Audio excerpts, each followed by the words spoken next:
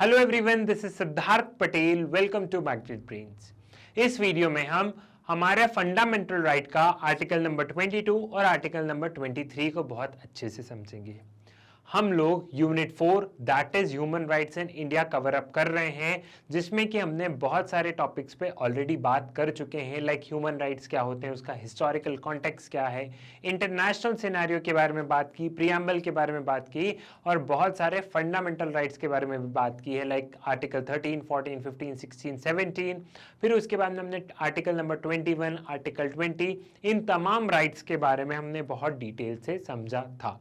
साथ ही साथ मैं आपको ये भी बताता चल रहा हूं कि ये जो फंडामेंटल राइट्स है, ये फंडामेंटल राइट वाला चैप्टर, ये फंडामेंटल राइट वाला टॉपिक बहुत ज्यादा इंपॉर्टेंट हो जाता है। इंपॉर्टेंट क्यों हो जाता है? क्योंकि कॉम्पिटिटिव में सीधे सीधे क्वेश्चंस पूछ लिए जाते हैं इस फंडामेंटल राइट से। क्लियर है? ये चीज आपको यहां तक समझ में आ गई है। अब अगर आप यहाँ पे आर्टिकल नंबर 22 को पढ़ेंगे तो आर्टिकल नंबर 22 किस बारे में बात कर रहा है? आर्टिकल नंबर 22 बात कर रहा है protection against arrest and detention. ठीक है, और अब यहां से आप लोग ध्यान करो कि आर्टिकल नंबर 20 हमने क्या पढ़ा था। अगर आपको ध्यान हो तो हमने आर्टिकल नंबर 20 में पढ़ा था right of an accused person. Usually होता यह है कि स्टूडेंट्स कंफ्यूज हो जाते हैं आर्टिकल 20 में और आर्टिकल 22 में। इन दोनों में स्टूडेंट कंफ्यूज हो जाते हैं कि ये तो एक ही है। अगर एक ही होते तो सेपरेटली नहीं लिखे होते ना। ये दोनों डिफरेंट आर्टिकल्स हैं जिनका डिफरेंट मीनिंग है। सो आपको कंफ्यूज नहीं होना है। Right of an accused person different है, दैट इज आर्टिकल 20 एक डिफरेंट है, और जो आर्टिकल नंबर 22 है वो डिफरेंट है। तो स्टार्ट करते हैं हम हमारे इस वीडियो के एजेंडा को, जो कि है आर्टिकल 22 और आर्टिकल 23 को बहुत अच्छे तरीके से एक होलिस्टिक व्यू में समझने की कोशिश करेंगे। So protection against arrest and detention. Article 22 provide for safeguard of arrest and detention in following ways. अब यहाँ पे अरेस्ट और डिटेंशन पे हम थोड़ा सा बाद में आएंगे, लेकिन फिलहाल देखते हैं कि अगर किसी भी इंसान को, अगर मान लो एक तरीके से समझ लो कि जेल में डाल दिया है, जेल में डालेंगे तो अरेस्ट करके डालेंगे, तो उसको क्या क्या राइट्स अवेलेबल हैं, उस सिटीजन्स को, उस इंसान को क्या क्या राइट्स अवेलेबल हैं, वो हम यहाँ पे जानेंगे। हिंदी में अगर साफ शब्दों में इसे हम समझने का प्रयत्न करें तो। ठीक। No one can be detained in custody without providing ground for an arrest. कोई भी इंसान को डिटेन मतलब कोई भी इंसान को कस्टडी में नहीं रखा जा सकता है बिना ग्राउंड्स बताए हुए।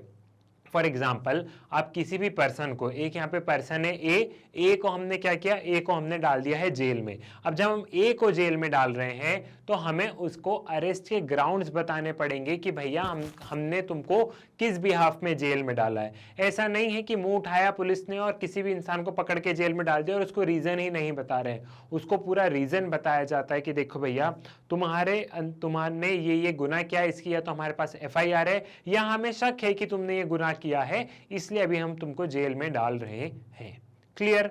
तो पहला स्टेटमेंट आपको क्लियर हुआ कि किसी भी इंसान को कस्टडी में नहीं रखा जाता है, मतलब रखा जाता है, लेकिन ये कंडीशन होती है कि बताना पड़ता है कि हमने तुमको अंदर क्यों डाला है जेल में। ठीक। The arrested and detained person has right to consult and to be defended by legal practitioner of his or her choice. उसके बाद में जिस भी इंसान को जेल में डाल दिया है उस इंसान का अधिकार है कि कोई भी लीगल प्रैक्टिशनर, कोई भी मतलब एडवोकेट उसको रिप्रेजेंट करे कोर्ट में, कोई भी एडवोकेट उसका बेल वगैरह के लिए फाइल करे। ठीक है। मान लो कि एक इंसान है शुभम। अब शुभम को क्या किया, हमने शुभम को डाल दिया है जेल में।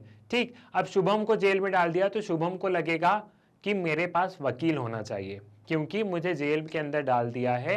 अब मेरा तो ये अधिकार है कि मैं जेल से बाहर आऊं, मेरा अधिकार है मुझे बेल मिले। तो शुभम क्या करेगा, शुभम एक वकील, या शुभम का जो परिवार है, शुभम का परिवार शुभम के बिहाफ पे एक वकील को करेगा। वकील अच्छा खासा पैसा लेगा, दिखती सी बात है, और आगे उसका केस लड़ेगा। समझ में आ गया?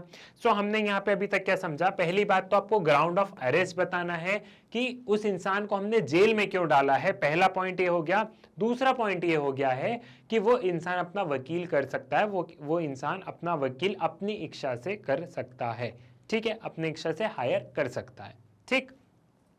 A person who is arrested and detained in custody should be produced before the nearest magistrate within a period of 24 hours. The travel time is not counted toward the 24 hours of time frame. अब यहाँ पे ये होता है कि जैसे ही कोई भी इंसान को अरेस्ट किया है तो उसको 24 घंटे के अंदर अंदर जो मैजिस्ट्रेट होता है जो डिस्ट्रिक्ट में, वहां पे उस इंसान को लेके जाना पड़ता है। और मैजिस्ट्रेट क्या करते हैं, मैजिस्ट्रेट सारी चीजों को ध्यान से देखते हैं, लाइक वो एफआईआर को ध्यान से पढ़ते हैं और एफआईआर को ध्यान से पढ़ने के बाद वो बोल देते हैं कि इस इंसान को या तो अंदर डालो या इस इंसान को छोड़ दो। यहाँ पे अब आप अपने दिमाग पे थोड़ा सा जोर डालिए। अब जोर डालने की मैं क्यों बोल रहा हूं, यहाँ पे आपको याद करना है, मैंने आपको बताया था, क्या बताया था, लॉ ऑफ क्राइम्स में हमारी बात हुई थी, या जब हम लोग क्रिमिनल लॉ पढ़ रहे थे, ठीक है, क्रिमिनल लॉज जब हम पढ़ रहे थे, याद करो कौन सा चैप्टर है, क्रिमिनल लॉ। हमने टॉपिक्स ऑफ लॉ में जो हमारा 4th नंबर का लॉ था वो क्रिमिनल लॉ था, है ना, इंट्रोडक्शन टू क्रिमिनल लॉज। उसमें मैंने आपको ये बताया था कि पुलिस एफआईआर लिखती है, ठीक है, पुलिस को मान लो मैंने बता दिया कि ये जो शुभम है इसने एक खून किया है, इसको जेल में डालो। एफआईआर वगैरह पुलिस ने लिखी, पुलिस ने एविडेंस वगैरह तलाश के, पुलिस ने देखा, पुलिस उस जगह पे गई जहां पे वो खून हुआ था। फिर पुलिस को थोड़ा सा संदेह हुआ कि हो सकता है शुभम ने किया हो, तो पुलिस शुभम को उठा के जेल में डाल दिया। पुलिस ने शुभम को बता दिया कि भैया हमने तुमको जेल में इसलिए डाला है क्योंकि तुम्हारे ऊपर खून का आरोप है, अभी आरोप है। फिर 24 घंटे के अंदर अंदर पुलिस उसको मैजिस्ट्रेट के पास में लेके जाएगी।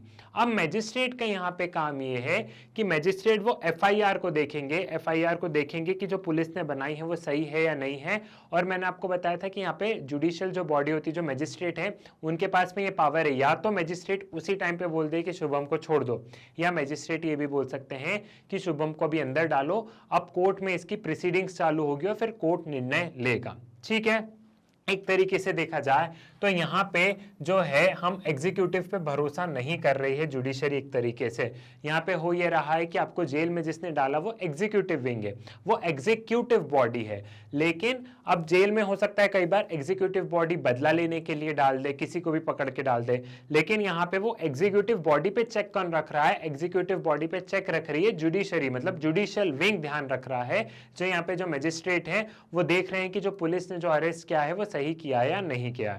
सो यहाँ पे कंडीशन है, क्या कंडीशन है, अब हम इन सारी चीजों को एक डायग्राम बना लेते हैं और लिखते हैं कि सबसे पहले तो हमें ग्राउंड ऑफ अरेस्ट बताना है। क्या करना है, ग्राउंड ऑफ अरेस्ट बता दिया, ठीक है, ग्राउंड ऑफ अरेस्ट, यहाँ पे ग्राउंड ऑफ अरेस्ट बता दिया। जैसे ही ग्राउंड ऑफ अरेस्ट बताया फिर 24 घंटे के अंदर अंदर, अरेस्ट होने के 24 घंटे के अंदर अंदर कहां पे लेके जाना है, 24 आवर्स तक कहां पे लेके जाना है, मैजिस्ट्रेट के पास में लेके जाना है, मैजिस्ट्रेट के पास में इस इंसान को लेके जाना है। फिर मैजिस्ट्रेट आगे देखेंगे कि इस इंसान को जेल में रखना है या इस इंसान को जेल से बाहर छोड़ देना है, ये इंसान बेगुनाह है। हो सकता है मैजिस्ट्रेट को लग जाए कि पुलिस जानबूझ के फंसाने की कोशिश कर रही है, ठीक है, ये लग सकता है। तो यहाँ पे मैजिस्ट्रेट क्या है, यहाँ पे मैजिस्ट्रेट के पास में लेके जाना है। ऐसा समझो, देखो यहाँ पे कि मान लो जो गुनाह हुआ है, या मान लो कि अरेस्ट किया है, हमने किसको लिया था, शुभम ने क्या किया, शुभम को पुलिस ने अरेस्ट कर लिया। कब अरेस्ट किया, शुभम ने पुलिस को अरेस्ट किया सुबह 9 बजे, 9 AM पे शुभम को अरेस्ट किया। कौन सी तारीख को किया, मान लेते हैं हम 1 जनवरी को किया, 1 जनवरी को अरेस्ट किया।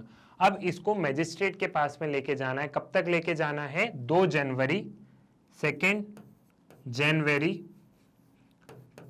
9 AM तक, ठीक है, 2 जनवरी 9 AM तक लेके जाना है, ठीक। ये प्रोविजन है संविधान में कि 24 घंटे के अंदर अंदर मैजिस्ट्रेट के सामने शुभम को हमको पेश करना है। लेकिन हम मान लेते हैं कि पुलिस इसको लेके निकल गई, लेकिन वो 10 बजे तक पहुंची, वो 9 की बजाय 10 बजे तक पहुंची, तो ये काम चलेगा, क्योंकि यहाँ पे क्या बताया कि ट्रेवल टाइम एक्सक्लूडेड है। अगर मान लो ट्रेवलिंग में ज्यादा टाइम लग गया है तो हम 24 घंटे के ऊपर आप मैजिस्ट्रेट के पास में लेके जा सकते हो।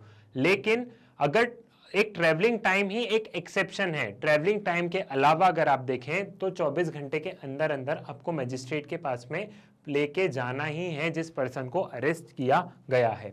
सो हमने क्या देखा कि ग्राउंड ऑफ अरेस्ट बताना है, ग्राउंड ऑफ अरेस्ट के बाद में वो पर्सन अपने हिसाब से कोई भी लॉयर चूज कर सकता है, और उसके बाद में हमने देखा कि कोई भी पर्सन को अगर पुलिस डिटेन करती है, मतलब अपनी कस्टडी में रख रही है, तो पुलिस को 24 घंटे के अंदर अंदर उसको मजिस्ट्रेट के पास में लेके जाना है। ठीक, No such person can be detained in custody beyond 24 hours without the authority of magistrate। यहाँ पे बताया गया है कि कोई भी इंसान को कस्टडी में नहीं रख सकते हैं 24 घंटे के बाद में without the permission of magistrate. ठीक है, कोई भी पर्सन को हम 24 घंटे से ज्यादा जेल में नहीं रख सकते हैं। 24 घंटे से ज्यादा वो पर्सन जेल में नहीं रुक सकता है। अगर 24 घंटे से ज्यादा रुक रहा है तो हमें मजिस्ट्रेट से परमिशन लेना ही होगा। क्लियर है, ये चीज आपको यहाँ पे समझ में आ गई। Now the above safeguards do not apply to a person from an enemy country. अब जितनी भी मैंने ये चीजें बताई है, ये सारे जो प्रोविजंस है ये एनिमी कंट्री के ऊपर, एनिमी कंट्री का कोई पर्सन है तो उस पर एप्लीकेबल नहीं होते हैं।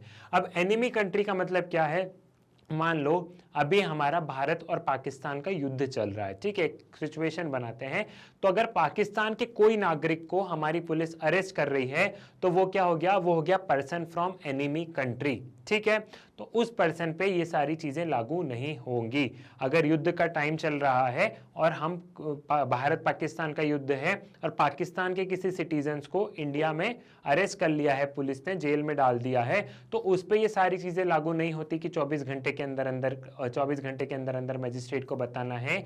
और ये जो भी है कि हम उसको इतनी सारी पंचायत करें, उसको इतनी सारी चीजें बताएं, अभी हमने बस उसको जेल में रख लिया है, बाद में समझा जाएगा, जब युद्ध खत्म होगा तब हम समझेंगे क्या क्या करना है। क्लियर है, समझ में आ गया। Also, they do not apply to person arrested or detained under preventive detention law। अब preventive detention law क्या होते हैं उन्हें समझते हैं। Generally, a preventive detention law allows for detaining person on suspicion who have not been found guilty for any crime, but their release may be detrimental to the society, like they may commit more crime if released or affected adversely investigation by state, or they are mentally ill and so on। साथ ही साथ ये जो provisions हैं, ये provision और किस चीज पे लागू नहीं होते, जिनको कि प्रिवेंटिव डिटेंशन लॉ के तहत हमने अंदर किया हो। अब प्रिवेंटिव डिटेंशन लॉ क्या होते हैं, प्रिवेंटिव डिटेंशन लॉ होते हैं कि एक वो लॉज जिससे कि हम उन इंसान को डिटेन करते हैं, उन इंसान को हम अंदर डालते हैं जिन पे कि हमको डाउट हो कि ये क्राइम कर सकते हैं। फॉर एग्जाम्पल वही लेते हैं कि भारत पाकिस्तान का युद्ध चल रहा है। अब कुछ 2-3 आतंकवादी या कुछ 2-3 लोग हमारी लिस्ट में हैं, मतलब यहाँ पे जो हम देख रहे हैं कि नेशनल सिक्योरिटी एडवाइजर और सबके उसमें अब सरकार ने देखा कि ये 2-3 लोग लिस्ट में हैं, हमारी सरकार को डर है कि ये 2-3 लोग कुछ ना कुछ गड़बड़ कर सकते हैं। ठीक है, तो सरकार ने क्या किया, इन्होंने पुलिस से बोला कि इनको जेल में डालो। अब अभी तक उन्होंने गुनाह नहीं किया, लेकिन हमें डर है कि ये कुछ क्राइम कर सकते हैं, क्योंकि इन्होंने पास्ट में भी क्राइम किया है और अभी भी ये डर है कि ये कुछ क्राइम कर सकते हैं। तो उन इंसान पे भी ये सारी चीजें लागू नहीं होती है जो प्रोविजन मैंने बताया। ठीक है, ये चीज आपको यहाँ पे समझ में आ गई है। However, preventive detention law can be misused resulting in violation of human rights of person detained। लेकिन हो ये रहा है कि जो प्रिवेंटिव डिटेंशन लॉ है वो बहुत ज़्यादा मिसयूज हो रहे हैं। मिसयूज कैसे हो रहे हैं कि पुलिस किसी को भी प्रिवेंटिव डिटेंशन लॉ के तहत पकड़ के अंदर कर लेती है कि हमको डर है कि ये सोसाइटी के लिए खतरा है, भले वो खतरा नहीं हो, क्योंकि यहाँ पे क्या है, यहाँ पे उसे मजिस्ट्रेट के सामने पेश नहीं करना पड़ेगा, यहाँ पे वो जेल में अच्छे टाइम तक अभी रह रहा है। ठीक है, तो हो ये रहा है कि प्रिवेंटिव डिटेंशन लॉज का मिसयूज कर रही है government. The maintenance, for example, the maintenance of Internal Security Act of 1971 was enacted during Indira Gandhi administration, popularly known as emergency, and many politician opponents were detained without safeguards against arrest and detention and other human rights। अब यहाँ पे emergency का time बताया गया है कि emergency के दौरान आपने देखा होगा कि बहुत सारे जो पॉलिटिकल अपोनेंट्स थे उस टाइम की सरकार के, उनको सरकार अंदर कर रही थी, ना ही कोई उनको लॉयर दिया गया, ना ही कोई चीज़ दी गई, वो एक बहुत लंबे समय तक जेल में रहे, ना ही उनको मजिस्ट्रेट के सामने लेके आया गया। तो ये एक प्रिवेंटिव डिटेंशन का कैसे मिसयूज हो सकता है, ये उसका एग्जाम्पल है। क्लियर हो गया, ये वाली चीज आपको यहां तक समझ में आ गई है, आर्टिकल नंबर 22 समझ में आ गया है। अब बस हम इसका एक क्विक रिवीजन करते हैं, क्योंकि ये ट्रिकी आर्टिकल है, तो एक क्विक रिवीजन करेंगे, देन हम आर्टिकल नंबर 23 पे चलेंगे। ठीक है, सबसे पहले क्या है, ग्राउंड्स ऑफ अरेस्ट बताना पड़ेगा, ग्राउंड ऑफ अरेस्ट बताना पड़ेगा हमें ग्राउंड ऑफ अरेस्ट पुलिस को बताना पड़ेगा कि अरेस्ट क्यों किया है। अब जब अरेस्ट कर लिया है तो उस इंसान को क्या होगा, एडवोकेट, कोई वकील देना होगा जो कि केस लड़ेगा उसका, तो एडवोकेट दे दिया। साथ ही साथ 24 आवर्स के विद इन उसको कहाँ लेके जाना है, 24 आवर्स के अंतर्गत उसको मैजिस्ट्रेट के सामने पेश करना है। 24 आवर के अंतर्गत उसको मैजिस्ट्रेट के सामने पेश करना है। लेकिन इसमें कुछ एक्सेप्शंस हैं। अब एक्सेप्शंस क्या क्या हैं? एक्सेप्शंस ये है कि अगर वो पर्सन एनिमी कंट्री से बिलोंग करता है, एनिमी कंट्री से अगर वो बिलोंग कर रहा है तो जरूरी नहीं है कि उसे 24 आवर्स के अंतर्गत हम उसे मैजिस्ट्रेट के पास में पेश करें, हम उसे एडवोकेट वगैरह दें। दूसरा एक्सेप्शन क्या है कि प्रिवेंटिव डिटेंशन लॉ के तहत, प्रिवेंटिव डिटेंशन लॉ के तहत अगर हम किसी को अंदर कर रहे हैं, प्रिवेंटिव डिटेंशन लॉ के तहत अगर हम किसी को अंदर कर रहे हैं तो उसको भी ये सारी सुविधा देने की कोई आवश्यकता नहीं है। क्लियर है? तो ग्राउंड ऑफ अरेस्ट बताओ। ग्राउंड ऑफ अरेस्ट के बाद में वो इंसान एडवोकेट हायर कर सकता है। एडवोकेट हायर करने के बाद 24 घंटे के अंदर अंदर उसे मैजिस्ट्रेट के पास में लेके जाना है। और इन सब चीज का एक्सेप्शन है कि अगर वो पर्सन एनिमी कंट्री से बिलोंग करता है या फिर उस पर्सन को प्रिवेंटिव डिटेंशन लॉ के तहत अंदर किया हो जेल में, तो ये सारी चीजें क्या हो गई, ये सारी चीजें उसके लिए एक एक्सेप्शन हो गई है। ये वाली सारी चीजें उसके लिए एक एक्सेप्शन हो गई है। क्लियर है? इसका एक स्क्रीनशॉट लेना है तो ले लो। राइटिंग रीडेबल है, सुंदर नहीं है लेकिन रीडेबल है, तो आप इसका एक स्क्रीनशॉट ले लीजिए, देन हम आगे बढ़ेंगे। ये थोड़ा सा ट्रिकी आर्टिकल है, बट अगर हम इसे ध्यान से पढ़े, फ्लो चार्ट बना के पढ़ेंगे आप लोग, तो आप इसे अच्छे तरीके से समझ जाएंगे। ठीक, समझ में आ गया? अब हम बात करेंगे राइट अगेंस्ट एक्सप्लॉयटेशन। बहुत सिंपल आर्टिकल है, इसमें सच कुछ नहीं है। Prohibition of traffic in human beings and force labour, जो आर्टिकल नंबर 23 है वो एक तरीके से क्या करता है, जो हम फोर्स लेबर हैं, किसी को ज़बरदस्ती हम काम करवा रहे हैं, किसी को जो ह्यूमन ट्रैफिकिंग आपने देखा होगा कि इंसानों को बेच दिया जाता है, ठीक है, ये सारी चीज़ों को क्या किया है, इन सारी चीज़ों को यहाँ पे रोक लगाई है उन पे कि ऐसी सारी चीज़ें नहीं कर सकते हो। आप पर्सन को एक्सप्लॉइट नहीं कर सकते हो, यहाँ पे आप पर्सन को प्रताड़ित नहीं कर सकते हो, वो भी एक इंसान है, इन सबके पास में राइट्स है। ठीक है, आप इस तरीके से, जैसे ये आप देख रहे हो कि कई बार ये होता है कि आपने बंधवा मजदूर सुना होगा, तो ये सारी चीजों पे ब्रेक लगाने के लिए, इन सारी चीजों पे रोक लगाने के लिए ये सारी चीजें हैं। फिर prohibition of employment of children in factories, article 24 prohibits employment of children below the age of 14 years in factories, mining and other hazardous employment। अब यहाँ पे बच्चों पे रोक लगाई गई है। क्या रोक लगाई गई है कि कोई भी बच्चा किसी भी हजार्डियस चीज़ों में या कोई फैक्ट्रीज में काम नहीं करेगा। 6 to 14 ईयर्स का अगर कोई बच्चा है तो वो इन सारी चीज़ों में काम नहीं करेगा। यहाँ पे ये है कि अगर कोई बच्चा है वो स्कूल आवर्स के बाद में अगर कोई अपनी ही दुकान है, अपनी खुद की दुकान है या खुद का कोई बिजनेस है, तो वहाँ बैठ सकता है, वहाँ थोड़ा बहुत काम कर सकता है, लेकिन कहीं और जाके फैक्ट्रीज, माइनिंग, हजार्डियस एम्प्लॉयमेंट में काम नहीं करेगा। क्लियर हुआ? अब यहाँ पे आपको एक चीज़ याद करना है, वो चीज़ क्या है उसको भी समझो। थोड़ा सा अपने दिमाग पे जोर डालो, क्योंकि कॉम्पिटिटिव में आपको चीज़ें ऐसी ही लिंक करनी होगी। आप यहाँ पे आर्टिकल नंबर 21A को समझो। आर्टिकल नंबर 21A क्या बोलता है? आर्टिकल नंबर 21A हम ऑलरेडी पढ़ चुके हैं। आर्टिकल नंबर 21A ये बोल रहा है कि 6 से 6 to 14 ईयर्स के सारे बच्चे कहाँ जाएंगे? स्कूल जाएंगे। 6 to 14 ईयर्स के सारे बच्चे जाएंगे स्कूल। और वही आर्टिकल 24 क्या बोल रहा है? यहाँ पे आर्टिकल 24 बोल रहा है, आर्टिकल 24 ये बोल रहा है कि 6 to 14 ईयर्स के कोई भी बच्चे कहीं पे एम्प्लॉयड नहीं रहेंगे, फैक्ट्रीज या कोई हजार्डियस एक्टिविटीज में एक्सेट्रा में एम्प्लॉयड नहीं रहेंगे। तो इन दोनों आर्टिकल को साथ में पढ़ो, तो एक आर्टिकल बोल रहा है कि बच्चा स्कूल जाएगा और दूसरा आर्टिकल बोल रहा है वो बच्चा काम नहीं करेगा। तो ऐसे आपको आर्टिकल्स को लिंक करना है कि ये देखो दोनों आर्टिकल्स में कितनी ज्यादा तालमेल है, 21A में और आर्टिकल नंबर 24 में। ठीक है, तो ऐसे लिंक करके पढ़ो, तो ये आपके कॉम्पिटिटिव के पर्सपेक्टिव से ज्यादा इंपॉर्टेंट है, या आपके कॉम्पिटिटिव के पर्सपेक्टिव से ऐसे ही लिंक करके ही आर्टिकल्स आएंगे। ठीक है, समझ गए हो आप लोग। Then examples of human trafficking. अब ह्यूमन ट्रैफिकिंग के क्या क्या एग्जाम्पल हो सकते हैं? Force labour, force sex worker, force organ transplantation, force surrogacy, force to work in factories of hazardous activity, force into begging.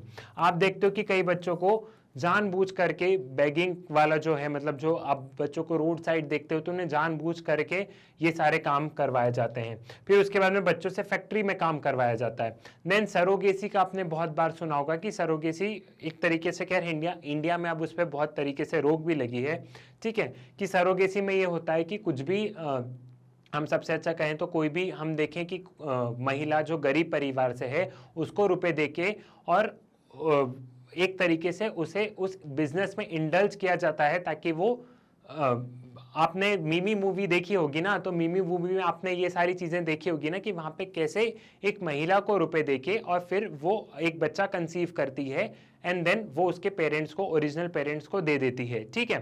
सो ये वो उस पे आपको ये चीज समझ में आ गई।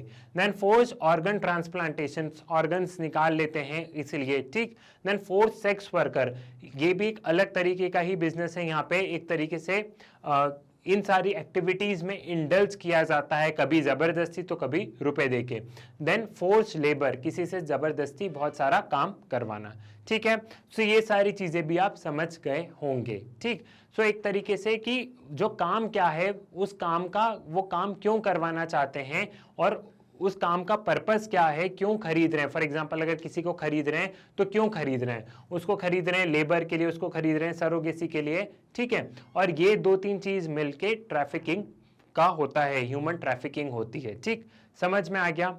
आई होप आपको सारी चीज़ें यहाँ पे क्लियर होगी। मैं जो आपको समझाना चाह रहा हूँ, जो आर्टिकल नंबर 22 है, आर्टिकल नंबर 23, आर्टिकल नंबर 24, ये सभी चीज़ें आपको बहुत अच्छे से यहाँ पे समझ में आ गई होगी और आपको एक पूरी इमेज यहाँ पे क्लियर हो गई होगी, ठीक है।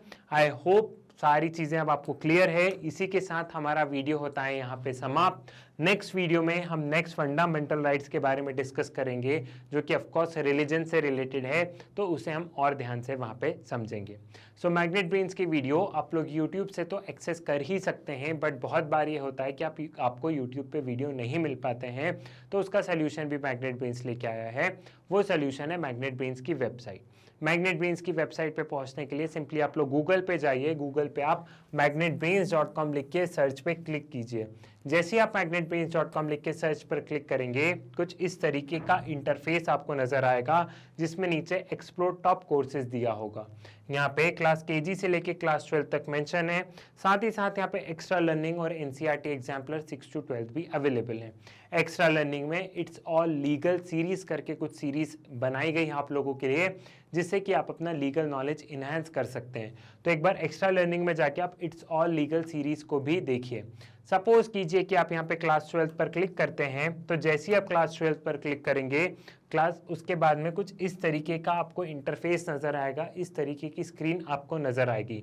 यहाँ पे चाहे साइंस स्ट्रीम के कोर्स हो, चाहे ह्यूमैनिटीज स्ट्रीम के कोर्स हो, चाहे कॉमर्स स्ट्रीम के कोर्स हो, जिन जिन सब्जेक्ट्स के वीडियोस बन गए हैं, वो सभी वीडियोस आपको कुछ इस तरीके से स्क्रीन पर नजर आएंगे। अगर आप थोड़ा सा स्क्रॉल करके नीचे आएंगे तो यहाँ पे क्लास 12 का लीगल स्टडीज दिखेगा। जैसे ही आप क्लास 12 लीगल स्टडीज पर क्लिक करेंगे, आपको कुछ इस तरीके से दिखेगी स्क्रीन, और यहाँ पे जो वीडियोस होंगे वो videos chapter wise format and chapter wise में भी टॉपिक वाइज आपको वीडियोस अरेंज मिलेंगे। जैसा कि मैंने आपको क्लास 12 लीगल स्टडीज का बताया है, वैसा आप किसी भी क्लास में जाके किसी भी सब्जेक्ट पर क्लिक करेंगे तो यहाँ पे जो वीडियोस हैं वो सेम इसी फॉर्मेट में मिलेंगे, that is chapter wise format, and chapter wise में भी टॉपिक वाइज आपको यहाँ पे वीडियोस अरेंज मिलेंगे। So it is up to you. अगर आप यूट्यूब से कंफर्टेबल है तो यूट्यूब से पढ़िए, और अगर आपको यूट्यूब पे वीडियो नहीं मिल पा रहे हैं तो आप वेबसाइट के माध्यम से अपनी पढ़ाई जारी रख सकते हैं। मैग्नेट ब्रेन्स एक ऐसा चैनल है जहाँ पे क्लास केजी से लेके क्लास 12 तक पढ़ाया जाता है, और यहाँ पे जितने भी वीडियोस हैं वो सारे वीडियोस बिल्कुल फ्री ऑफ कॉस्ट अवेलेबल है। सो इस मौके का फ़ायदा उठाइए, अपने अच्छे से पढ़ाई कीजिए, खूब सारे मार्क्स लाइए, साथ ही साथ इन वीडियोज़ को शेयर कीजिए, मैग्नेट ब्रेन्स के बारे में बताइए अपने स्कूल में, कॉलेजेस में, ट्यूशन्स में भाई बहनों को बताइए, वीडियोज़ को लाइक कीजिए, चैनल को सब्सक्राइब कीजिए। मुलाकात होगी आपसे नेक्स्ट वीडियो में एक नए टॉपिक के साथ, तब तक के लिए धन्यवाद।